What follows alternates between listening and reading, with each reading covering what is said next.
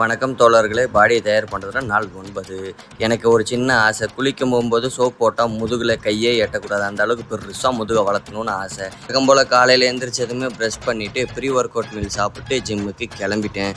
ஜிம்முக்கு போயிட்டு ஸ்ட்ரெச்சஸ் பண்ணிட்டுருக்கும் போதே கண்ணுக்குன்னெல்லாம் சொருக ஆரம்பிச்சிருச்சு தோழர்களே. என்ன பண்ணுவேன்னு எனக்கு தெரியல. இன்றைக்கி வேறு தரமான பேக் ஒர்க் அவுட் வேறு. சரி அப்படி இப்படின்னு எப்படியோ ஸ்டார்ட் பண்ணிட்டேன். ஒர்க் அவுட் கிளிப் அதிகமாக ஆட் பண்ணலை.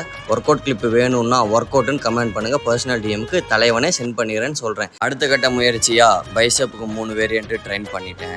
ட்ரைன் பண்ணிட்டு இருக்கும்போதே ஆலோசகருக்கு அடைச்சிக்கிச்சின்னு ஒரு அழைப்புதல். டக்குன்னு அந்த அடப்பெல்லாம் எடுத்து விட்டுட்டு ஆப்ஸுக்கும் லைட்டாக ட்ரைன் பண்ணிவிட்டு வீட்டுக்கு கிளம்பிட்டேன். வரும்போதே ஒரு வாரத்துக்கு தேவையான முட்டை வாங்கிக்கிட்டு வீட்டுக்கு வந்துட்டேன். வந்ததுமே ஒரு ஸ்கூப் வே அடிச்சுட்டு மதியத்துக்கு தேவையான மீலை ப்ரிப்பேர் பண்ணிவிட்டு இன்றைக்கு தேவையான காப்ஸு, ப்ரோட்டீன், ஃபைபர் எல்லாம் உள்ளே தள்ளிட்டு கட்டையை போட்டுட்டேன். Be consistency.